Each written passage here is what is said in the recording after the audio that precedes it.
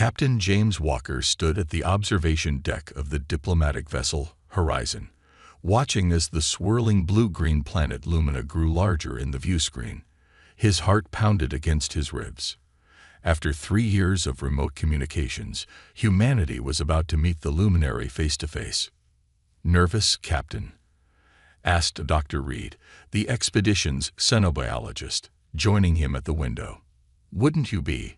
Walker replied, straightening his formal uniform jacket. First official contact with an advanced alien civilization, the most important diplomatic mission in human history. The Horizon entered the planet's atmosphere, guided by landing coordinates transmitted from luminary control. Below them, a vast city of crystalline spires and curving architecture spread across a coastal plain. Buildings that seemed to be made of light itself reflected the glow of luminous twin moons. "It's beautiful," whispered Reed. Walker nodded. "And completely alien." The ship settled onto a circular landing pad where a welcoming committee waited. Walker took a deep breath, checked his translator device, and led his team to the airlock. Atmospheric tests showed Lumina's air was breathable for humans, though slightly richer in oxygen. The doors opened, and Walker stepped onto alien soil. The luminary were tall, slender beings with iridescent skin that seemed to shift colors in the light. Their large, almond-shaped eyes were entirely black, set in angular faces with no visible nose, just breathing slits. Most striking was their bioluminescence. Patterns of light pulsed beneath their skin in what Walker guessed were emotional responses. At the center of the group stood a figure clearly set apart by an elaborate headdress and glowing markings. Queen Ilara, ruler of the Luminary. "Welcome to Lumina, humans," she spoke, her voice melodic even through the translator. "We have awaited this day with great anticipation." Walker bowed deeply, following the protocol established during video communications. "Queen Ilara, we bring greetings from Earth and the United Planetary Alliance. We are honored by your welcome." The Queen approached Walker directly, her height forcing him to look up to meet her gaze. She studied him with undisguised curiosity, the lights under her skin pulsing rapidly. "You are much more interesting in person, Captain Walker," she said. "Your communications did not capture the full nature of your species." Walker noticed the Queen's attendants exchanging glances. One figure, taller, with military bearing and darker skin patterns, watched with obvious disapproval. "That is General Dorn," whispered Dr. Reed, head of the Luminary Defense Forces. Not everyone was in favor of this meeting. The royal palace was a marvel of biotechnology, living structures that responded to their inhabitants. The diplomatic reception that evening was held in a grand hall where the ceiling mimicked the night sky. Walker quickly realized that humans were considered exotic curiosities. Luminary nobles approached to study his hair, a feature they lacked, touch his skin, much warmer than theirs, and ask personal questions about human biology that made him uncomfortable. "They don't mean to be rude," explained Mira, a luminary scientist assigned as liaison. "Your species fascinates us. We have never encountered beings so unpredictable." "Unpredictable?" Walker asked. "Your emotional responses, your biology, your cultures, they developed without guidance. Ours have been carefully managed for millennia." Later that evening, Queen Ilara requested a private audience with Walker. In a smaller chamber, with only a few advisors present, she revealed the true purpose behind the luminary eagerness for contact. "Captain, while we value the cultural and technological exchange this relationship promises, I must be honest about our most pressing concern," she said, her skin dimming to a serious blue tone. Walker listened as she explained their crisis. The luminary had practiced controlled breeding for countless generations, selecting for specific traits. This had led to incredible advancements, but also genetic stagnation. Birth rates were declining, genetic diversity was dangerously low, and their species faced a slow extinction. Our scientists believe that new genetic material, compatible yet different, might save us, Ilara said, her eyes fixed on Walker. "Human DNA has interesting possibilities." Walker struggled to maintain his diplomatic composure. The implications were enormous. "This is beyond my authority to discuss, Your Majesty," he said carefully, "but I understand the gravity of your situation." As he left the meeting, Walker felt the weight of responsibility settle on his shoulders. This mission had just become much more complicated than anyone on Earth had anticipated. The Royal Palace of Lumina became Walker's home for the weeks that followed. Each morning, he woke to the soft glow of bioluminescent walls that brightened with the rising sun. Each evening, he attended meetings with luminary officials eager to learn about Earth. Today marked his third week on the alien world. Walker sat in the palace gardens, surrounded by plants that moved and responded to his presence. Beside him, Queen Ilara listened intently as he described Earth's oceans. "So your waters contain salt. Fascinating," she said, her skin rippling with patterns of light that Walker had learned indicated curiosity. "Our seas are fresh, filled with organisms that purify them." Walker had grown more comfortable around the Queen. Her initial formality had softened into genuine interest. "Tell me about your family structures," Ilara asked. "How do humans choose their mates?" Walker smiled. "It varies across cultures, but most humans choose based on emotional connection. We call it falling in love." Love. The translator struggled with the concept. "Your mating is not controlled for optimal genetic outcomes." "No. We meet someone, we feel a connection, and sometimes that leads to children." Ilara's skin flickered with a pattern Walker hadn't seen before. How wonderfully chaotic. Their conversation was interrupted by General Dorn, who approached with stiff formality. The patterns on his skin always darkened around Walker. "Your Majesty, the Council requests your presence," he said, not acknowledging Walker. "There are concerns about the amount of time you spend with the human." Ilara's skin flashed a bright pattern that even Walker recognized as irritation. "Thank you, General. I will join them shortly." After Dorn left, Ilara sighed. "Many of our people fear change. Dorn represents the traditionalists who believe our ways should remain pure." Walker nodded. "There are similar voices on Earth." "You should join me at the council meeting," Ilara said suddenly. It's time they understood that humans are not a threat, but perhaps our salvation. The council chamber was a circular room where 12 elder luminaries sat on raised platforms.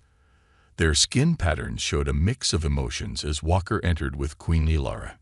"Esteemed council," Ilara began, "Captain Walker has shared valuable knowledge about human culture. I believe it's time we share more of our situation with him." An elderly luminary with pale, almost translucent skin spoke. "Your Majesty, is this wise? Our crisis is not for outsiders to know. If we seek their help, Elder Thal, they must understand our need," Ilara countered. For the next hour, Walker listened as the council detailed the luminary genetic crisis. Their scientists projected complete reproductive failure within 3 generations. Despite advanced technology, they could not solve the problem of their declining genetic diversity. "Our bodies reject artificial genetic modifications," explained a luminary scientist named Ven. "We need natural genetic material that can integrate with our own." Walker understood better now. "And human DNA shows compatibility." "Initial tests suggest so," said Ven. "The Queen's decision to bring humans to Lumina wasn't just diplomatic. It was survival." Later that evening, Walker joined Dr. Reed in the laboratory where luminary scientists worked.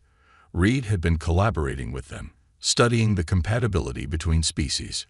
"It's remarkable," Reed said, showing Walker microscopic images. "Human and luminary cells can combine in ways that shouldn't be possible between such different species, almost as if our DNA was designed to be compatible." "What are you saying?" Walker asked. Reed looked troubled. "I'm not sure yet, but this isn't random chance." That night, Walker found Queen Ilara alone in the observatory, watching Earth's distant sun among the stars. "My people once believed we were alone in the universe," she said without turning. "Now I wonder if our species are connected in ways we don't understand." Walker stood beside her. The more I learn about your people, the more questions I have. Ilara turned to him, her skin glowing softly in patterns that Walker had begun to recognize as affection. "Tomorrow, I will show you our most sacred place," she said. "The Temple of Origins. Perhaps there, you will find answers." General Dorn watched from the shadows as Queen and human stood close together, their silhouettes merging in the starlight. His skin darkened with resolve. This growing connection between them threatened everything the luminary had built. It had to be stopped. Morning light filtered through the crystalline dome of the Temple of Origins. Walker followed Queen Ilara through ancient halls where the history of the luminary was preserved in living murals, images that shifted and moved as they passed. "Our ancestors came to this world 10,000 years ago," Ilara explained, her voice hushed with reverence. "They found a paradise, but could not survive in its natural form." The murals showed tall beings similar to modern luminari, but with subtle differences: less luminescence, thicker limbs, features that seemed almost human. "We changed ourselves to adapt," Ilara continued. "Generation by generation, our bodies evolved to thrive here. But each change came with a cost." Walker stopped before a mural showing luminary scientists working with genetic material. "You engineered your own evolution." "Yes, we became perfect for Lumina. Too perfect, perhaps." Ilara's skin dimmed to a somber blue. "We eliminated disease, extended our lives, enhanced our minds. But we did not understand that diversity, even imperfection, has value." At the center of the temple stood a sealed chamber. Ilara placed her hand on the door, which recognized her genetic signature, and opened with a soft hiss. Inside, a single pedestal held what appeared to be an ancient ship's log, a technological relic unlike the organic technology the luminary now used. "This contains our original genetic profile," Ilara said. "Before all modifications, we've tried to use it to reverse our degradation, but too much has changed.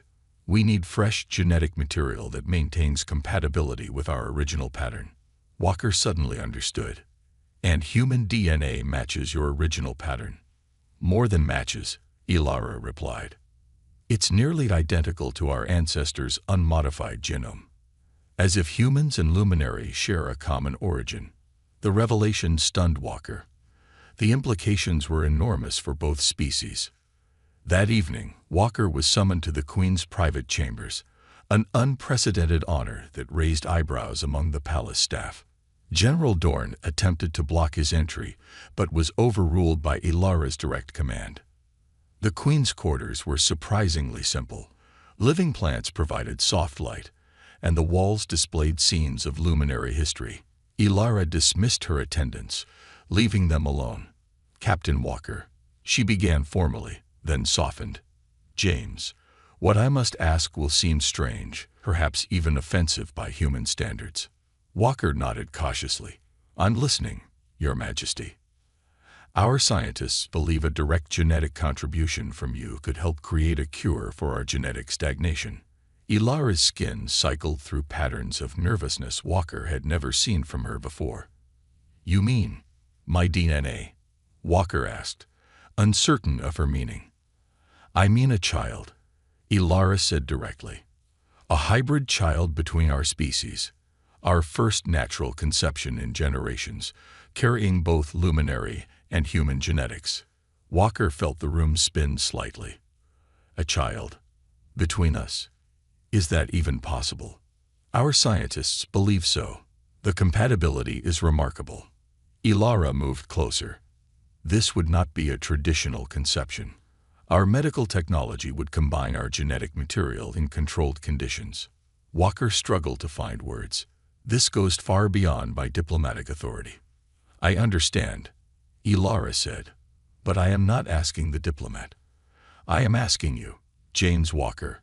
Would you help save my people?" When Walker returned to the horizon that night, he immediately contacted Earth Command. The encrypted transmission took hours to reach Earth, and the response would take just as long. "They'll never agree to this," Dr. Reed said when Walker explained the situation. "The ethical implications alone, creating the first human-alien hybrid. It's unprecedented. It's more than that, Walker replied. The Luminary believe we share common ancestry. This could rewrite human history too. Reed studied him carefully. And what do you think about the Queen's proposal? On a personal level. Walker looked out the viewport at the glittering luminary city. I've grown to respect her. Maybe more than respect. The transmission alert sounded. Earth Command's response had arrived faster than expected. Walker opened the message and read it silently. Well? Reed asked. Walker looked up, his expression complex. They've authorized me to proceed, under strict scientific protocols. He paused. They want the genetic link between our species confirmed. As dawn broke over Lumina, Walker returned to the palace. General Dorn watched with dark patterns rippling across his skin as the human entered the Queen's council chamber. I accept your proposal, Walker told Ilara formally. For the future of both our peoples. The luminary medical chamber hummed with energy as Walker entered. The room was unlike any hospital he had seen on Earth. The walls pulsed with life. Monitoring equipment grew from the ceiling like luminescent vines, and the central bed seemed formed from living crystal. Are you certain about this, Captain? Dr. Reed asked quietly. Earth Command had insisted she observe the procedure as humanity's medical representative. Walker nodded. I've made my decision. Queen Ilara arrived with her personal medical team. Her skin glowed with a pattern that Walker had learned indicated both excitement and nervousness. The procedure is simple, explained the chief luminary doctor, Nev. We will extract genetic material from both of you, then combine it using techniques that accelerate compatibility. The embryo will develop in our artificial gestation chamber for 10 days before being transferred to the Queen. Walker lay on the crystal bed, which molded to his body. Across the room, Ilara did the same. The medical team moved with practiced precision, their hands touching controls that responded to their unique energy signatures. General Dorn burst into the chamber before they could begin, flanked by 4 armed guards. Your Majesty, I must object to this abomination, he announced, his skin dark with anger. The royal bloodline has remained pure for 5,000 generations. This human contamination threatens everything we are. Ilara sat up, her expression regal despite the intrusion. Your concerns are noted, General. They are also overruled. The Council has approved this procedure. Not unanimously, Dorn countered. Half the Council stands with me. Walker watched the confrontation with growing concern. Political divisions ran deeper than he had realized. Remove yourself, General, Ilara commanded, her skin flashing with royal authority, or I will appoint a new head of defense. For a tense moment, Dorn seemed ready to resist. Then, with a formal bow that did nothing to hide his contempt, he withdrew. This isn't over, he warned before leaving. The procedure resumed in strained silence. Walker felt only a slight tingling as his genetic material was extracted. The process took less than an hour. It is done, announced Dr. Nev finally. Now we wait for cell division to begin. News of the procedure spread across Lumina within days, despite attempts to keep it private. In the capital city, crowds gathered daily outside the palace, some in support, others in protest. Walker found himself confined to the palace for his safety. The traditional faction is larger than we anticipated, Ilara admitted during a private dinner with Walker. They fear change above all else. Even extinction, Walker asked. Fear is rarely logical, she replied. They believe our species should die with its purity intact rather than evolve into something new. Walker's daily communication with Earth revealed similar divisions among humans. Religious leaders questioned the ethics, scientists demanded more data, and governments worried about the diplomatic implications. On the 10th day, Walker and Ilara returned to the medical chamber. The artificial gestation pod glowed with soft blue light. Inside, visible through the translucent walls, a tiny cluster of cells pulsed with life. The embryo is viable, Dr. Nev announced with reverence. The genetic integration is perfect, beyond our most optimistic projections. Ilara's skin brightened with joy. It is time for the transfer. The process was beautiful to witness. The gestation pod opened like a flower, and the tiny embryo was gently transferred to Ilara's body. Her skin glowed with intense patterns as her biology accepted the new life.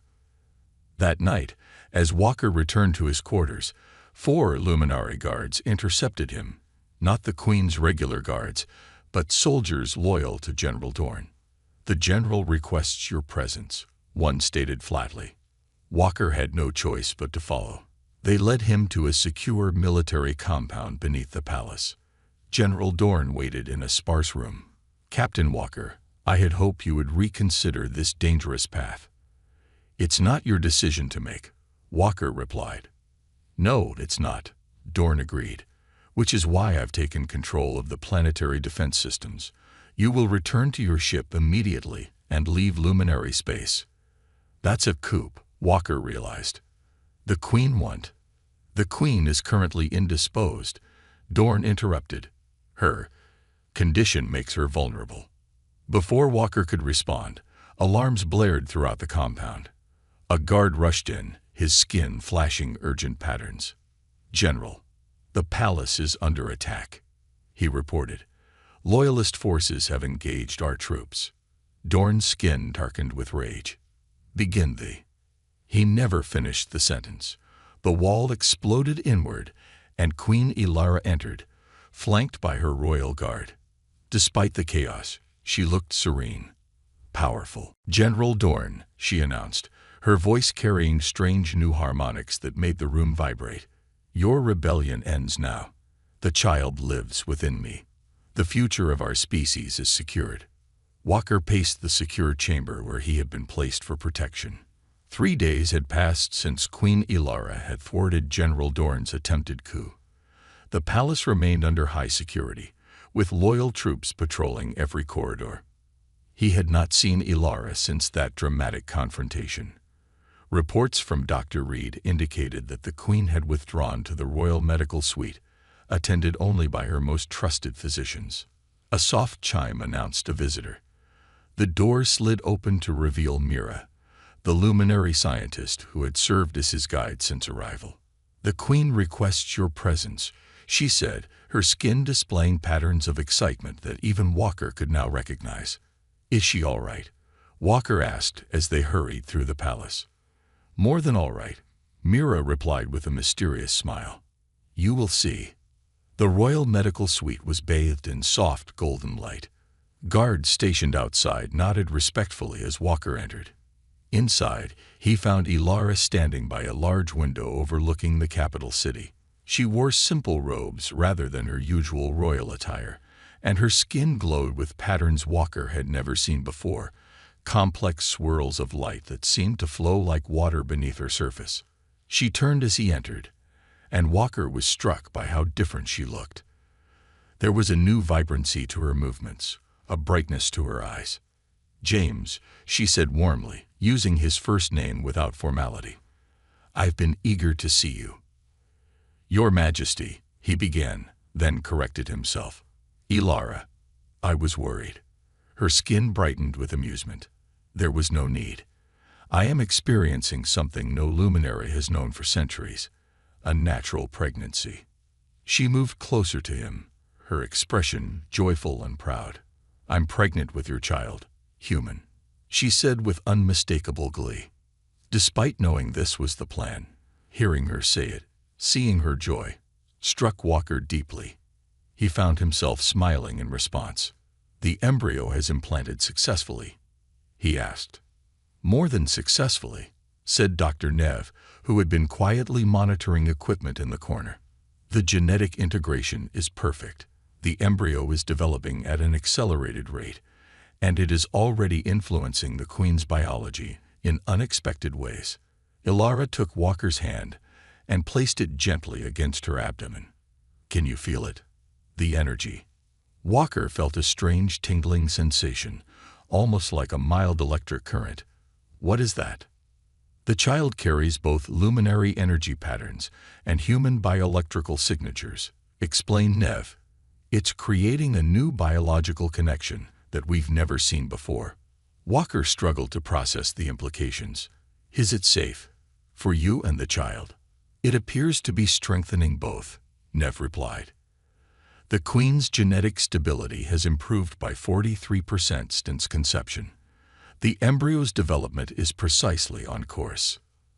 Ilara's skin pulsed with patterns of contentment. Our child will be the first of a new generation, James.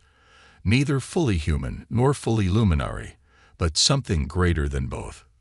The news of the Queen's pregnancy spread throughout luminary space, triggering planetary celebrations and renewed protests. General Dorn remained under house arrest, but his supporters continued to spread messages warning of genetic contamination and the end of luminary purity. That evening, Walker received an urgent transmission from Earth Command. Admiral Chen's face appeared on the screen, her expression grave. "Captain Walker, the situation has become more complex than anticipated," she said without preamble. "Our genetic analysts have completed their review of the luminary data. The similarities between our species are not coincidental." Walker leaned forward. "What are you saying?" "Evidence suggests Earth was seeded by the same ancestors who colonized Lumina. We may be distant cousins, separated branches of the same evolutionary tree." The revelation, though Walker had suspected it, still left him breathless. "Does this change our position?" "It complicates it," Chen replied. "Some factions want to classify this as an internal human matter and assert control over luminary systems. Others fear the implications for religious and cultural institutions on Earth." Walker thought of Ilara, of the child growing within her. "What are my orders?" "Remain in place. Continue the diplomatic mission." Chen paused. "And Walker? The child you've helped create may be the most significant being in human history. Its existence will change everything for both our worlds." That night, Walker stood on the palace balcony with Ilara, watching the twin moons rise over the capital. "I felt the child today," she said softly. "A presence in my mind, not thoughts, but awareness." Walker turned to her. "What do you mean?" "The child has both our abilities, your human adaptability, our luminary psychic sensitivity." Her skin glowed with maternal pride. "It recognized me, James, and it recognized you too, even though you weren't present." Walker felt a chill run down his spine. "What have we created, Ilara?" She took his hand, her skin illuminating with patterns of hope and determination. "The future." 3 months passed with surprising speed. Walker marveled at the accelerated luminary pregnancy. What would take 9 months for humans required only 4 for Ilara. The Queen's body changed visibly each week, her skin patterns growing more complex and vibrant as the child developed within her. Palace scientists monitored her constantly, amazed by the unprecedented biological changes. The hybrid child was developing faster than any luminary fetus in recorded history, yet showing none of the genetic instabilities their species had feared for generations. "The human DNA has revitalized our genetic structure," Dr. Nev explained during one examination. "It's as if your genetic material remembered what ours had forgotten." Walker had taken to spending his evenings with Ilara in the royal gardens, discussing the future their child might face. "What will we name the child?" he asked one night as they watched shooting stars streak across luminous sky. Ilara's skin glowed warmly. "Luminary tradition holds that a child names itself when it first speaks. Until then, we use only child or little one. On Earth, names are given at birth," Walker explained. "They carry meaning, history, sometimes honor ancestors. Perhaps our child will be the first to carry both traditions," Ilara suggested. Her hand rested on her swollen abdomen, which now pulsed with its own faint light. The developing child already showing signs of luminary bioluminescence. Their peaceful moment was shattered by an explosion that rocked the palace. Alarm signals pulsed through the living walls as royal guards rushed into the garden. "Your Majesty, we must get you to safety," the guard captain urged. "General Dorn has escaped and rallied his supporters. They've launched a full attack on the palace." Walker helped Ilara to her feet. How bad is it? They've taken control of the defense grid and half the capital, the captain reported grimly. They claim to be saving the luminary from genetic corruption. Another explosion, closer this time, sent debris raining down around them. Walker instinctively shielded Ilara with his body. The birth chamber, Ilara commanded, her voice steady despite the danger. It's the most secure location in the palace. As they hurried through corridors filled with smoke and frightened staff, Walker activated his emergency beacon to alert the Horizon crew. My ship can provide support, he told the guard captain. They have defensive capabilities. The orbital defenses are preventing any ships from launching, the captain replied. We're on our own. They reached the birth chamber, a fortified room at the palace core, designed to protect the royal lineage during times of crisis. Its walls were made of living material 10 times stronger than steel, and it had its own power and life support systems. Dr. Nev was already inside, preparing medical equipment. Your Majesty, are you injured? We are unharmed, Ilara assured him, though her skin patterns showed distress. Suddenly, she gasped, doubling over in pain. The child, she whispered, her skin flashing with alarm patterns. It comes now. The stress has triggered labor, Nev confirmed after a quick examination. The birth is beginning. Walker stared in shock. Now, in the middle of a rebellion. Outside, the sounds of fighting grew closer. Royal guards established defensive positions around the birth chamber as Ilara was helped onto the birthing platform, a living structure that conformed to support her body perfectly. James, she called, reaching for him. Stay with me. The next hour passed in a blur of contractions and weapons fire. Walker held Ilara's hand as she labored to bring their child into a world at war. The palace shook with explosions as Dorn's forces pressed their attack. They're breaching the outer defenses, reported a guard. We can't hold them much longer. The child is crowning, announced Dr. Nev at almost the same moment. One more push, Your Majesty. Ilara's skin blazed with effort as she bore down. The room filled with a brilliant light that seemed to emanate from her entire body. In that moment of blinding radiance, the door to the birth chamber exploded inward.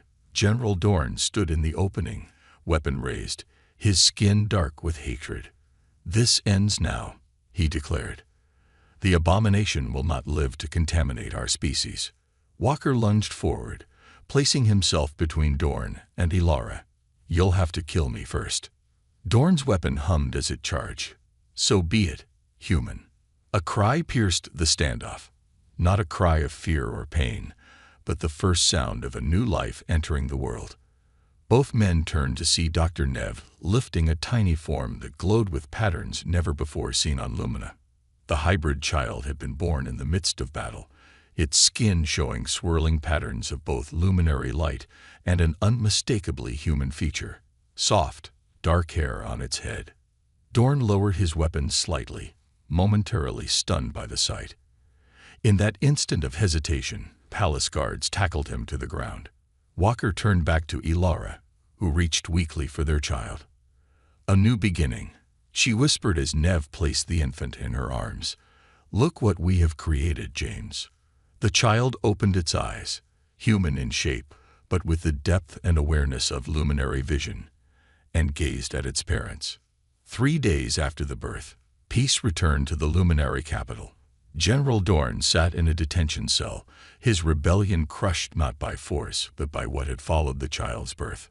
Walker stood by the window in the royal nursery, watching the first rays of morning light touch the city. Behind him, Ilara cradled their child, who already showed remarkable development. Though only days old, the infant displayed awareness far beyond either human or luminary newborns. The council will arrive soon, Ilara said softly. Are you ready? Walker nodded. Today, they would formally present their child to the luminary leadership and announce the new direction for their people. What convinced Dorn's followers to surrender? Walker asked, still amazed by how quickly the fighting had stopped. Ilara's skin glowed with gentle amusement. They saw what happened when he threatened the child. Walker remembered that moment clearly. As Dorn had been restrained, the newborn had extended a tiny hand. Every light in the palace had pulsed in sync with the child's heartbeat. Even the weapons had powered down. Dorn's supporters, witnessing this display of unprecedented power, had immediately laid down their arms. Our child carries abilities from both our species, but combined in ways we never imagined, Ilara explained. The energy manipulation of the luminary with the adaptability and emotional range of humans. A soft chime announced the council's arrival. 12 elder luminary entered the nursery, their skin patterns showing a mix of curiosity, awe, and lingering concern. Elder Thal, who had initially opposed the genetic mixing, stepped forward first. Your Majesty, we have come as requested. Thank you for joining us, Ilara replied formally. She rose from her chair, the child cradled against her chest. Today marks a new chapter in luminary history. I present to you the future of our people. Walker joined her as she carefully unwrapped the blanket surrounding their child. The council members gasped collectively. In just 3 days, the infant had developed features that should have taken months to form. Its skin glowed with complex patterns no pure luminary could create, shifting between colors with remarkable precision. Impossible, whispered one council member. The child already controls its light patterns. More than that, said Dr. Nev, who stood nearby monitoring the infant's vital signs. Genetic tests show complete stability. The hybrid DNA has corrected our flaws while maintaining our strengths. Elder Thal moved closer, his ancient eyes studying the child carefully. May I? Ilara nodded, and Thal gently touched the child's forehead with one long finger. The moment they connected, Thal's skin erupted with youthful patterns not seen on his body for centuries. He stepped back, visibly shaken. I felt renewal, he said in wonder. The child carries healing energy. Not just for one, Ilara explained. For all luminary, our scientists believe that through this child, we can create a cure for our genetic stagnation that can be shared with everyone. The implications washed over the council. Generations of decline could be reversed. Their species, once doomed to slow extinction, might flourish again. And what of Earth? Asked another council member, turning to Walker. What do your people want in return for this gift? Walker thought carefully before answering. Not a trade, a shared future. The discovery that our species once came from common ancestors changes everything. We're not just allies. We're family, separated by time and evolution, but still connected. The meeting lasted hours as details were discussed and plans made. By midday, a historic agreement had been reached. Earth and Lumina would establish permanent diplomatic relations with open exchange of knowledge, culture, and carefully controlled genetic science. That evening, Walker and Ilara stood on the palace's highest balcony. Their child slept peacefully in Ilara's arms as they watched both the luminary citizens and the human delegation from the horizon celebrating together in the streets below. I've decided to accept Earth's offer, Walker said. I'll stay as permanent ambassador to Lumina. Ilara's skin brightened with joy. And royal consort. Walker smiled, taking her free hand in his. That too, if you'll have me. The child needs both parents, she replied. And I need you, James Walker. Below them, a luminary child played with a human child from the Horizon crew, both laughing as they chased light patterns projected by a smiling luminary elder. Look at them, Walker said, already learning from each other. The infant in Ilara's arms stirred, opening eyes that seemed to hold the wisdom of both worlds. For the first time, the child's skin formed a perfect, controlled pattern, a swirling symbol that combined ancient luminary script with the human DNA double helix. The first word in a new language, Ilara whispered in awe. Their child looked up at both parents, then out at the stars visible in the darkening sky. One of those distant points of light was Earth's sun. What do you see out there? Walker asked softly. The child reached a tiny hand toward the stars, and both Walker and Ilara felt a gentle presence in their minds. Not words, but a clear impression, boundless possibility. Yes, Ilara agreed, her skin glowing with maternal pride. That is your inheritance, little one. 2 worlds and all the stars between them. Walker put his arm around Ilara's shoulders as they stood together, a family unlike any that had existed before, yet somehow as natural as the stars above them. Behind them, the royal palace glowed with new light patterns that spread throughout the city, patterns of hope, renewal, and the promise of a future neither species could have achieved alone. In the detention center below, even General Dorn watched the lights with a changed expression. His skin, once dark with hatred, now showed the first faint patterns of understanding. Change had come to Lumina, not as the end he had feared, but as a beginning none of them could have imagined.